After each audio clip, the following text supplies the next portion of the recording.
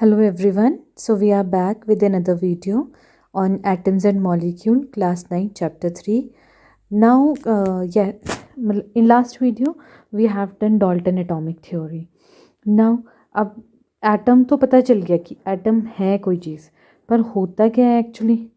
So let's discuss about atom. So let's get started. This is your atom. So atom is the smallest particle of the element का smallest particle है. इसमें बहुत सारी चीज़ें बार बार ना repeat होती रहती हैं, ऐसा लगता है रिपीटेशंस हो रही हैं, बट एक्चुअली बार बार एक ही चीज़ को एक्सप्लेन किया गया है तो इट सीम्स लाइक कि रिपीटेशन हो रही है. Okay, so don't get confused. आपके पास एटम क्या है? एक स्मॉलेस्ट पार्टिकल है विच मे और may not be capable of free existence. या तो वो एग्जिस्ट कर सकता है फ्रीली या वो एग्जिस्ट नहीं कर सकता फ्रीली. राइट? कैसे?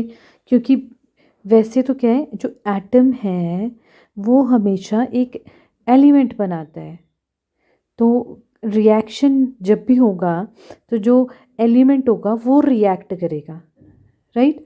तो वो जो है फ्रीली एग्जिस्ट नहीं करता. कभी कभी एटम्स जो है, दो एटम्स मिलके एक चीज़ बना लेते हैं, कंपाउंड बना लेते हैं, या कभी कभी वो फ्री एग्जिस्टेंस कर भी सकता है. ये बोल रहा है पॉसिबिलिटी है, या तो वो फ्री एग्जिस्ट करेगा या तो फ्री एग्जिस्ट नहीं करेगा.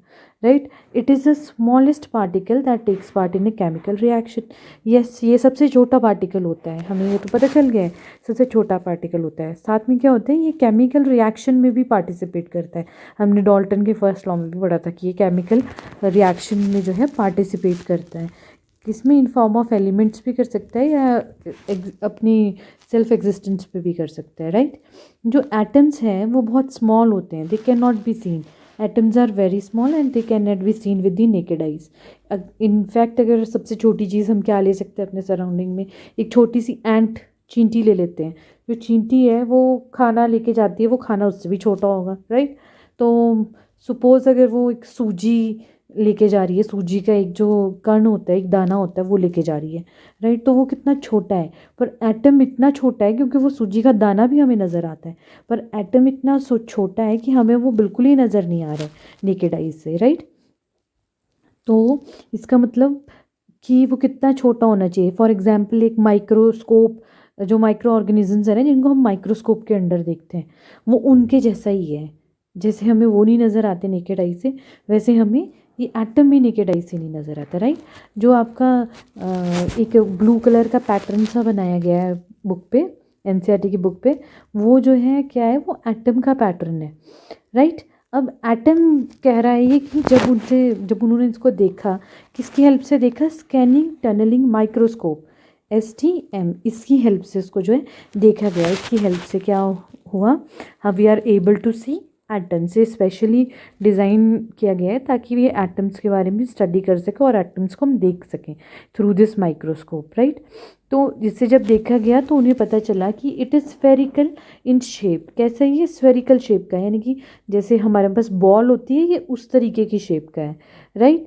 अब अगर ये स्फेरिकल शेप का है तो कैसे पता चलेगा कि इसका कैसे, कितना छोटा है ये. अब किसी भी स्फेयर को हमने नापना हो तो हम क्या करते हैं, उसका एरिया निकालना है या कुछ भी करना है तो क्या कैसे निकालेंगे? We should have radii of that particular sphere, है ना. तो इन्होंने भी क्या किया, जो स्फेरिकल शेप का एटम है उसको नापने के लिए या उसका पता लगाने के लिए वो कितना छोटा है, उसके साइजेस को पता एक्सप्रेस करने के लिए, तो किस टर्म में एक्सप्रेस किया उसको? In the term of radii और called atomic radii. Atomic radii कहते हैं हम. एटम के रेडियस को हम क्या कहेंगे? एटॉमिक रेडियाई कहेंगे. अब एटॉमिक रेडियाई होता क्या है? Suppose this is your atom. Atom के अंदर है एक न्यूक्लियस. राइट? तो अब इस न्यूक्लियस से इस एटम का जो सर्क्यूमफ्रेंस तक का एरिया है ना, this is called your radii, atomic radii. ये क्या होता है? एटम का रेडियस होता है न्यूक्लियस से उसके जो सर्क्यूमफ्रेंस है उस तक का जो डिस्टेंस होगा उसको हम बोलेंगे एटॉमिक रेडियाई, क्योंकि स्फेयर है तो हमें रेडियस ज़रूरी चाहिए, हमें रेडियाई ज़रूरी चाहिए, राइट। एटम का रेडियाई नाप रहे हैं तो हम इसको एटॉमिक रेडियाई कहते हैं, ठीक है। एटॉमिक रेडियस को जो है मेजर किया जाता है नैनोमीटर में। नैनो का मतलब होता है 9, राइट। तो नैनोमीटर, जैसे कि हम लिखते हैं 1 kilometre is equal to 1000 metres, इस तरीके से लिखते हैं, तो वैसे ही 1/9 10⁻⁹ metre is equal to 1 nanometre, या आप कह सकते हैं 1 metre is equal to 10⁻⁹ nanometres, right. ये वाला जो है ऊपर वाला पार्ट आपका 1/10⁻⁹, इसको हम 10⁻⁻⁹ भी लिखेंगे तो भी ये सही रहेगा, राइट। तो भी ये सही है, अगर ऐसा लिखा हुआ आपको दिखे कहीं तो देन इट्स ऑल्सो राइट, ठीक है। तो ये क्या है, ये है आपका एटॉमिक रेडियाई जो होता है 10⁻⁹ नैनोमीटर। 10⁻⁹ नैनोमीटर का मतलब है कि इसमें 9 ज़ीरोज़ लगी हुई हैं, इतना छोटा सा मतलब इसका क्या है, रेडियस है मीटर के कंपैरेटिवली, राइट। चलो नेक्स्ट मूव ऑन टू, अब एटम का तो समझ आ गया कि एटम क्या होता है। फिर बात आई कि अब एटम को नाम देना पड़ेगा, सिंबल्स देने पड़ेंगे, अलग अलग जो एलिमेंट्स बन रहे हैं उनको कैसे हम सिंबलाइज करेंगे, राइट। तो उनको सिंबलाइज करने के लिए सबसे पहली बात किसने कही थी, डाल्टन ने कही, कि वो फर्स्ट साइंटिस्ट थे जिन्होंने कहा कि we should use symbol for the elements. Elements को जो है हमें सिंबल देनी चाहिए, क्योंकि हर चीज़ का एक जैसे नाम रखा जाता है तो we should give names and we should give symbol उनको रिप्रेजेंट करने के लिए, क्योंकि हमारे पास बहुत सारे एलिमेंट्स होंगे तो हमें उन्हें रिप्रेजेंट करने के लिए सिंबल्स की ज़रूरत है, राइट। अच्छा, with this symbol for an element he also meant a definite quantity, एक डेफिनिट क्वांटिटी होनी चाहिए हर एक एलिमेंट में, किसकी, 1 एटम ऑफ दैट एलिमेंट, उसके उसके जो एटम्स हैं एक एलिमेंट में उनकी एक एक्यूरेट क्वांटिटी होनी चाहिए। कैसे, हम वाटर का ही एग्जाम्पल ले लेते हैं, जैसे H2O। H2O में क्या है, अब 2 मॉलिक्यूल्स ऑफ या 2 atoms of hydrogen and 1 atom of oxygen, right. ऐसे ही है ना, ये 2 atoms of hydrogen and 1 atom of oxygen, right. तो ये बोल रहे हैं कि डेफिनेट क्वांटिटी होनी चाहिए, ऐसा नहीं कि कभी हम ज़्यादा ले रहे हैं कभी कम ले रहे हैं, ऐसा नहीं होना चाहिए, एक डेफिनेट क्वांटिटी होनी चाहिए, ठीक है। फिर क्या है, ब्रेजिलस एक और साइंटिस्ट है, उन्होंने सजेस्ट किया है कि जो एलिमेंट्स हैं उनका जो भी नाम या सिंबल हम लिख रहे हैं वो कैसे लिखना है, 1 या 2 लेटर्स का होना चाहिए। कि कैसा होना चाहिए, 1 लेटर का होना चाहिए या तो 2 लेटर का होना चाहिए, राइट। फिर जो सिंबल डिराइव होते थे पहले, नेम्स, किसी भी एलिमेंट का नाम डिराइव करना या सिंबल उसका नाम रखना या उसके बाद सिंबल बनाना, उसको with respect to your place, जिस जगह पे वो हमें मिला है, पर्टिकुलर जगह पे मिला है या इन्वेंट हुआ है, उस जगह के नाम के अकॉर्डिंगली रख देते थे, ठीक है। फॉर एग्जांपल कॉपर का नाम जनरेट हुआ है साइप्रस से, ठीक है, ये उस जगह पे ओरिजिनेट हुआ तो इसका नाम कुछ मिला जुला के उन्होंने कॉपर रख दिया, ठीक।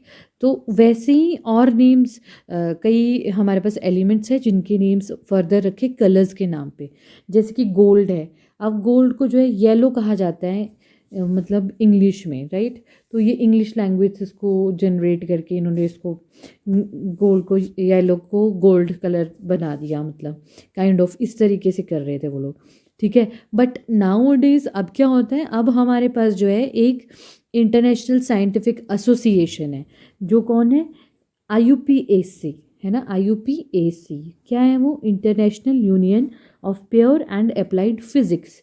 ये क्या है, ये एक इंटरनेशनल साइंटिफिक ऑर्गेनाइजेशन है, और ये ऑर्गेनाइजेशन क्या करती है, ये अप्रूव करती है नेम्स ऑफ एलिमेंट्स और उनके सिंबल्स और उनके यूनिट्स को, ठीक है। ये क्या करेंगी, उनके एलिमेंट्स के नाम को और एलिमेंट का क्या सिंबल होना चाहिए और उसका क्या यूनिट होना चाहिए, ये डिसाइड कौन करता है, ये डिसाइड अब करता है IUPAC, जो ये हमारी इंटरनेशनल साइंटिफिक ऑर्गेनाइजेशन है, राइट। तो इनके अकॉर्डिंगली अगर एक एलिमेंट है जिसका सिंगल लेटर से हम रिप्रेजेंट कर रहे हैं, सिंबलाइज कर रहे हैं किसी भी एलिमेंट को, राइट, तो वो कैसे होता है, फॉर एग्जांपल हाइड्रोजन, तो वो होना चाहिए आपका कैपिटल लेटर, एक ही होगा, एक लेटर होगा, वो भी कैपिटल होना चाहिए, राइट। से हाइड्रोजन का सिंबल है हमारे पास H, ऑक्सीजन का O है, राइट, उसी तरीके से। फिर है element which have two symbols, जिनके टू लेटर्स सिंबल होगा जिसमें, वो कैसे होनी चाहिए? फॉर एग्जाम्पल उनका फर्स्ट जो लेटर होगा उनका, वो होगा आपका अपर केस में, और जो लोअर होगा वो होगा आपका जो सेकंड होगा वो होगा आपका लोअर केस में, राइट। सेकंड लेटर होगा आपका लोअर केस में और फर्स्ट लेटर होगा आपका अपर केस में। जैसे कि सोडियम है आपके पास, राइट। सोडियम है, सोडियम क्या है? Na, तो N कैपिटल होता है, A स्मॉल होता है, राइट। वैसे ही क्लोरीन है Cl, तो C कैपिटल होगा, L स्मॉल होगा। आयरन लिखते हैं हम, आयरन कैसे लिखते हैं? Fe, right. तो F कैपिटल है, E स्मॉल है। और कौन सा सैंपल होता है? Pb, P capital, B small, lead, right. So इस तरीके से उनको जो सैम्पलाइज किया गया फिर, ओके। फिर क्या है?